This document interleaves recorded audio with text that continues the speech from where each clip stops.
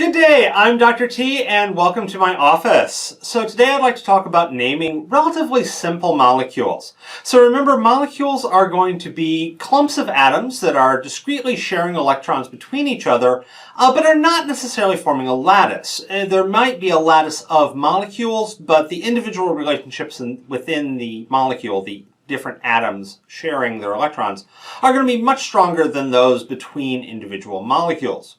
So we're not dealing with a lattice in this case, but instead a discrete clump of atoms. Now, there's actually a couple of features with this discrete clump of atoms that is going to make them somewhat different than the other lattice-forming compounds. For starters, the number of atoms within the clump is going to be a finite number and a relatively small number. Unlike that of a lattice, it's actually going to be important to know how many of each atom we have. So we usually use what's known as a molecular formula when talking about molecules.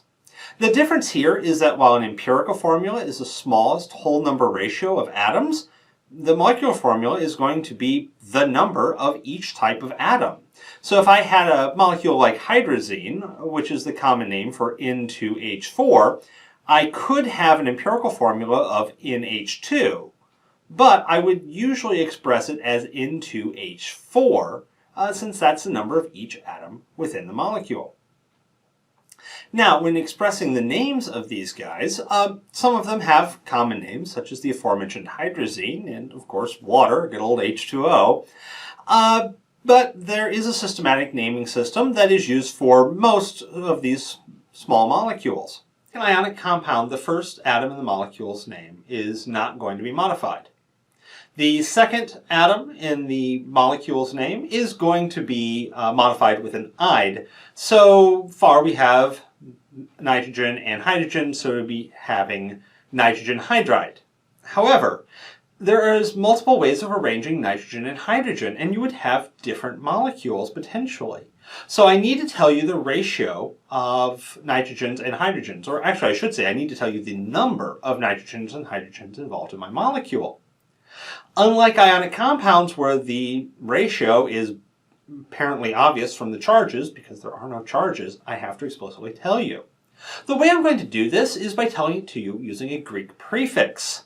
The Greek prefixes, basically simply counting in Greek, would be mono for 1, di for 2, tri for 3, tetra for 4, which does throw a few folks as they are expecting something more with a Q, but it is tetra for 4. Penta for 5, hexa for 6, hepta for 7, octa for 8, nona for 9, and deca for 10. Of course, this can go beyond 10. These, you will notice, are the same prefixes that make up the names of geometric shapes. A triangle has 3 sides. Tri is 3. So back to hydrazine. If we were to systematically name it, we would look at this and say dinitrogen, because there's 2 nitrogens, and then tetrahydride, since there are 4 hydrogens. Water, H2O, would get the name of dihydrogen monoxide. Once again, for these fairly common compounds, no one calls water dihydrogen monoxide, although there is a great satirical site, DHMO, all about it. DHMO.org, I should say. Now, if we look at other compounds, say CO2, this is going to have a similar naming system. Carbon. Now, we've left the mon off, and this is actually an interesting exception to the general rule. If your first atom is only one of them, which is actually really common, we don't put the mono to begin with. So it's not monocarbon dioxide, it's carbon dioxide. Now, CO, another small molecule, once again, fairly close to the carbon dioxide, so a classic case where we do need to use the Greek prefixes, is going to be carbon monoxide.